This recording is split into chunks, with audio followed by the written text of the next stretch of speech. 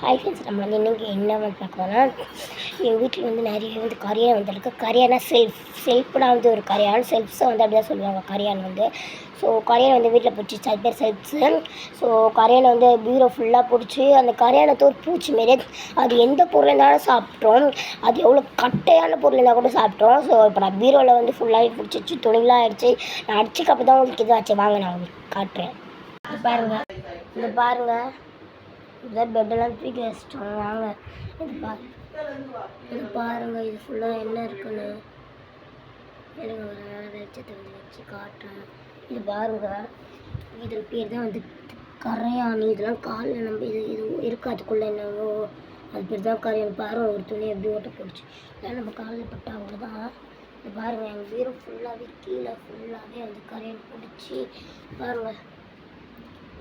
So ஃபுல்லாகவே இது வாய் சுற்றி வந்து இதுவாக இருக்குது பார்த்தீங்களா.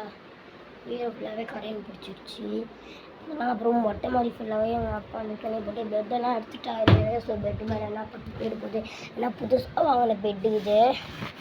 சொன்னாலும் பாருங்கள், இப்போ தான் இதெல்லாம் வாங்கினது ஸ்லீப்பிங்கு எல்லாம் ஆக போகுது. எனக்கு தான் ஃபே இதான் கரையான் வந்து ஃபே பாருங்க. இது அதான் அது இருக்க பூச்சி ஜூம் தெரியுது பாருங்க, கிட்டே தலை தெரியுது. இது பேர் தான் வந்து கரையான். பார்த்தீங்கன்னா இதுதான் ஒரு பூச்சி, குட்டி பூச்சி. இதை வந்து ஒரு இது பீரோவே கடிக்க முடியும்னு கேட்டிங்கன்னா பீரோ இல்லைங்க, ஒரு வீடியோ கூட இதை வந்து கடிச்சிடும்.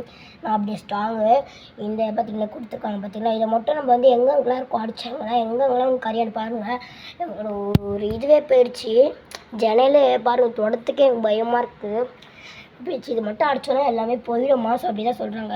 நான் வந்து ஹவுஸ் ஓனர் தான் வந்து இது கொடுத்துட்டு போனாங்க, அடிங்க அப்படின்ற மாதிரி வந்து சொல்லி. ஸோ நாங்களும் அடித்தோம். இப்போ போயிருக்கு மொட்டை மேலே தாங்க நிறைய துணி பரப்பி போட்டு வச்சுருக்கோம். இதே வரைக்கும் எங்கள் ஆயா வீட்டில் வந்துச்சு செல்ஃபில். அடுத்த வீட்டில் நான் உங்களுக்கு வந்து இதை காட்டுறேன். உங்கள் வீட்லேயும் இதே மாதிரி கரையான் வந்து இருந்தால் கீழே கமெண்ட் பண்ணுங்கள். So bye.